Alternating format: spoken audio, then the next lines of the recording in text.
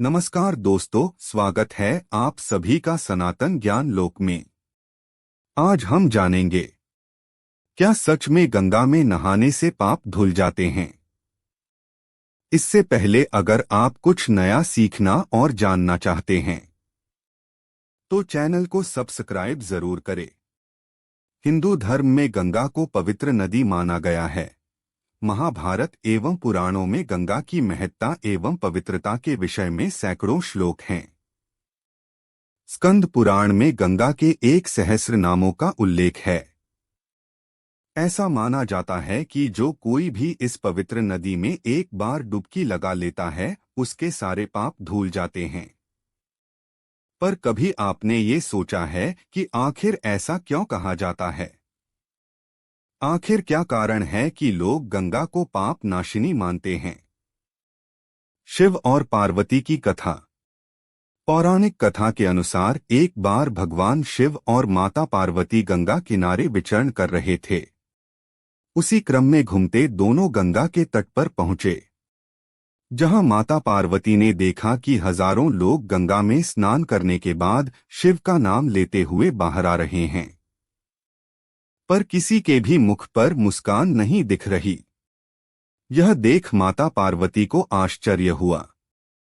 तब माता पार्वती ने शिवजी से पूछा, हे स्वामी, जब गंगा को पाप नाशिनी माना जाता है, फिर मुझे ऐसा क्यों प्रतीत हो रहा है कि इन लोगों को अपने पापों से मुक्ति नहीं मिली है? क्या गंगा पहले की तरह पवित्र नहीं रही? तब भगवान शिव ने माता पार्वती से कहा, हे प्रिय, गंगा तो पहले की तरह ही निर्मल और पवित्र है, पर जो लोग इसमें डुबकी लगाकर बाहर आ रहे हैं उन्होंने वास्तव में गंगा में स्नान किया ही नहीं है।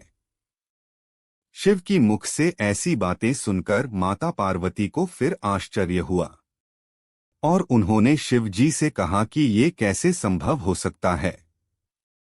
क्या आप देख नहीं रहे हैं कि ये सभी स्नान करके आ रहे हैं? इनके कपड़े भी अभी तक भींगे हुए हैं। माता पार्वती के सवाल का जवाब देते हुए शिव जी ने कहा, हे प्रिय, ये सभी सिर्फ जल में डुबकी लगाकर निकल रहे हैं, कोई भी गंगा के पवित्र जल में स्नान नहीं कर रहा है। इसका रहस्य मैं तुम्हें आज नहीं कल समझाऊंगा। यह कहकर भगवान शिव माता पार्वती को साथ लेकर वहां से चले गए। शिवजी की लीला।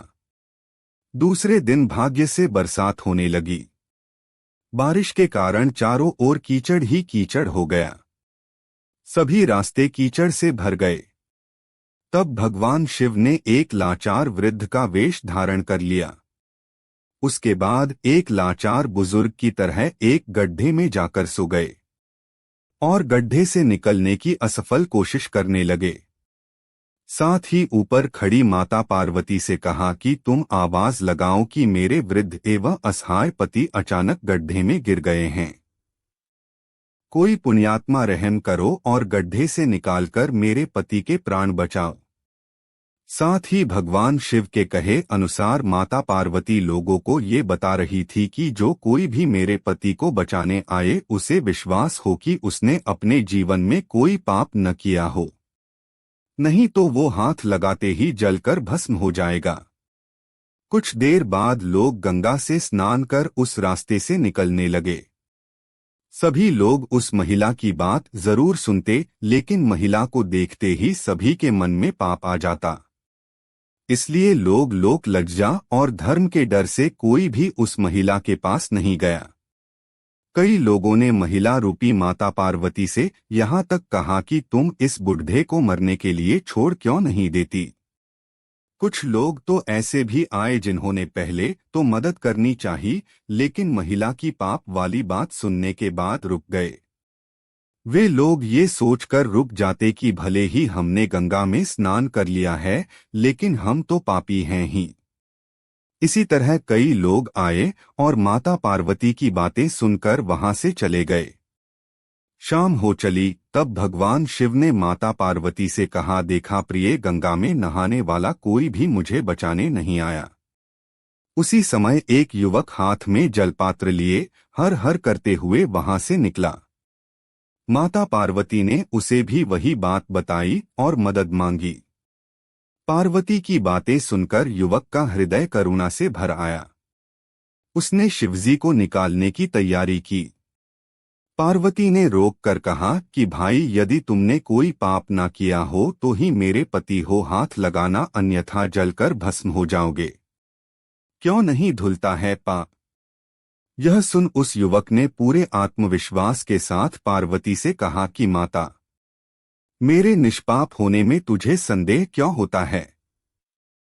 देखती नहीं, मैं अभी गंगा नहाकर आया हूँ। भला गंगा में गोता लगाने के बाद भी कोई पाप रहता है क्या? मैं तेरे पति को बाहर निकलूंगा। उसने बूढ़े रूप में शिव जी को कीचड़ से बाहर निकाल दिया।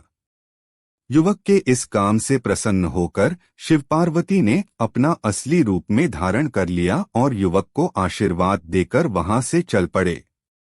तब रास्ते में शिव जी ने माता पार्वती से कहा, देखा प्रिय, इतने लोगों में सिर्फ इस युवक ने पवित्र गंगा में स्नान किया। शिव जी ने पार्वती से कहा कि गंगा में स्नान करके लोग केवल शरीर को धो रहे हैं। इसी दृष्टांत के अनुसार जो लोग बिना श्रद्धा और विश्वास के केवल दंभ के लिए गंगा स्नान करते हैं, उन्हें वास्तविक फल नहीं मिलता। परंतु इसका यह मतलब नहीं कि गंगा स्नान व्यर्थ जाता है। विश्वास के साथ किए गए गंगा स्नान का ही वास्तविक फल मिलता है। जिन लोगों के मन में यह विश्वास ही नहीं है कि गंगा में नहाने से उनके मन के पाप कम हो जाएंगे या धुल जाएंगे, इस वजह से उन लोगों का गंगा में स्नान करने का कोई औचित्य नहीं होता। ये थी कुछ जानकारी। अगर अच्छी लगी तो लाइक और सब्सक्राइब जरूर करें।